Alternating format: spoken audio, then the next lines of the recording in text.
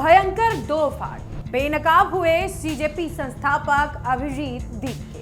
केजरीवाल नहीं, राहुल गांधी का एजेंट निकले।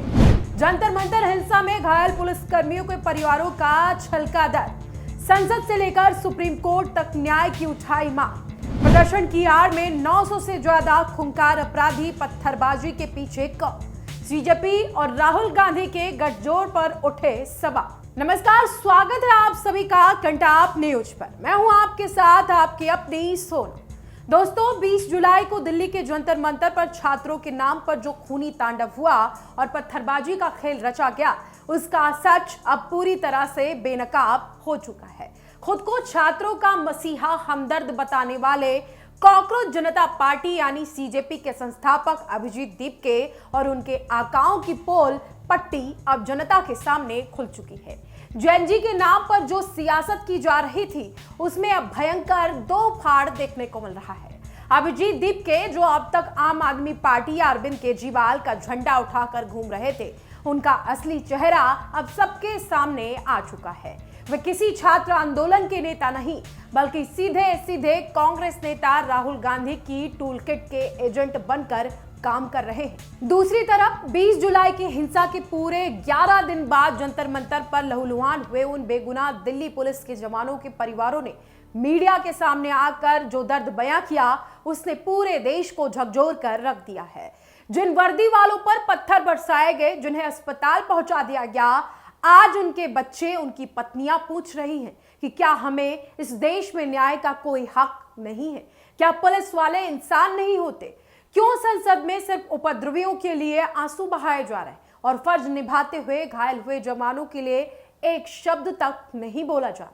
चलिए, आपको अपनी इस खास और बेबाक रिपोर्ट में इस पूरी राजनीतिक साजिश और पुलिस कर्मियों के परिवार के उस दर्द के सच के बारे में तफसील से बताते हैं। जंतर मंतर पर 20 जुलाई को जो कुछ हुआ, उसे एक बार फिर से समझिए। छात्रों की जायज मांगों की आड़ को लेकर के असामाजिक तत्वों ने संसद की तरफ कूच करने का ड्रामा रचा। पुलिस पर कातिलाना हमले किए गए। दिल्ली पुलिस की जांच में जो सनसनीखेज सच सामने आया, उसे सुनकर आप हैरान रह जाएंगे। सीसीटीवी फुटेज से जिन 2873 लोगों की पहचान की गई, उनमें से 989 से ज्यादा लोग यानी कि लगभग 980 प्रदर्शनकारी सीधे सीधे क्रिमिनल बैकग्राउंड के निकले हैं। इन उपद्रवियों पर हत्या, डकैती, लूट, यौन उत्पीड़न और किडनैपिंग जैसे गंभीर संगीन मुकदमे दर्ज हैं। इन छात्रों के आंदोलन का मुखौटा पहनकर खूंखार अपराधी सड़कों पर पत्थर बरसा रहे थे, लेकिन इस पूरी हिंसा पर मरहम लगाने या सच बोलने के बजाय सीजेपी के संस्थापक अभिजीत दीप के और कांग्रेस नेता राहुल गांधी लगातार दिल्ली पुलिस को कटघरे में खड़ा कर रहे हैं। अभिजीत दीप के महाराष्ट्र के छत्रपति संभाजी नगर में बैठकर बयानबाजी कर रहे हैं कि दिल्ली पुलिस खुद पत्थरों से भरा ट्रक लेकर आई थी। इतना ही नहीं, इतना घटिया और गैर जिम्मेदाराना बयान देकर वो सीधा सीधा राहुल गांधी की राजनीतिक लाइन पर चल रहे हैं।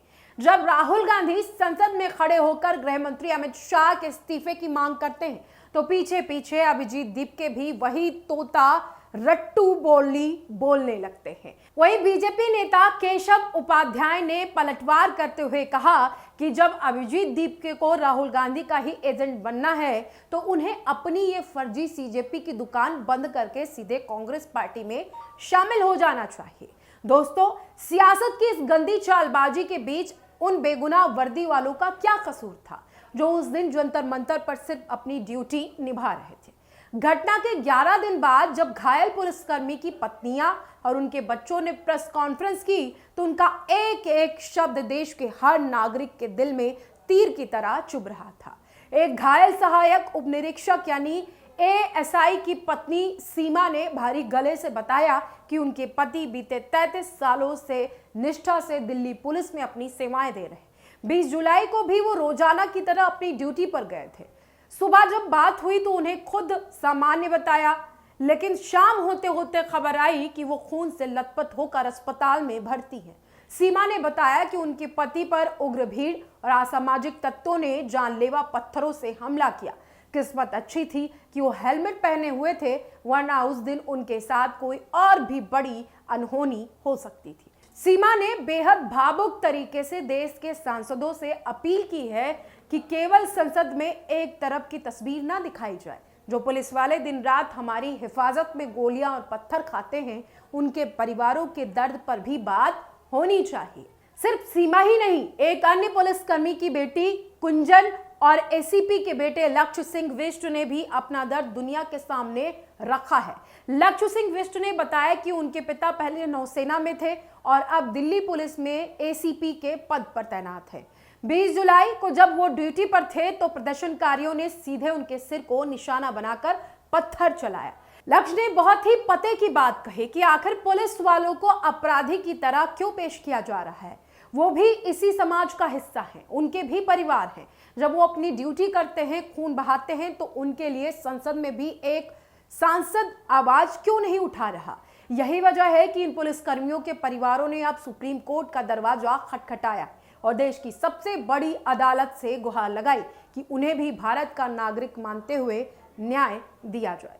दूसरी तरफ अगर बात की जाए तो अपनी नाकामियों को छिपाने के लिए सीजेपी और अभिजीत दीप के पीड़ित कार्ड खेलने में जुट गए हैं। वो आरोप लगा रहे हैं कि उनके परिवार को धमकियां मिल रही हैं और उन्हें कोंकण में अपने रिश्तेदारों के यहाँ छिपना पड़ रहा है। लेकिन हकीकत यह है कि जब सरकार ने एंटी पेपर लीक कानून बनाकर केंद्रीय शिक्षा मंत्री तक के मामले में त्वरित कदम उठाकर छात्रों की जायज मांगों पर काम शुरू कर दिया तो अभिजीत दीप के जैसे नेताओं की राजनीतिक दुकान बंद होने लगी। यही वजह है कि वो अब प्रधानमंत्री पर घटिया तंज कस रहे हैं, उन्हें इन्फ्लुएंसर बनने तक की नसीहत दे रहे हैं और देश के युवाओं को भड़काकर अपने सियासी आका राहुल गांधी को खुश करने की गंदी साजिश में लगे हुए हैं। संसदीय कार्य मंत्री किरेन रिजिजू और केंद्रीय मंत्री जितेंद्र सिंह ने संसद में साफ कर दिया कि 20 जुलाई को किसी तरह की कोई पैलेट गन या फायरिंग नहीं हुई थी। सिर्फ उपद्रवियों को रोकने के लिए आंसू गैस का इस्तेमाल किया गया।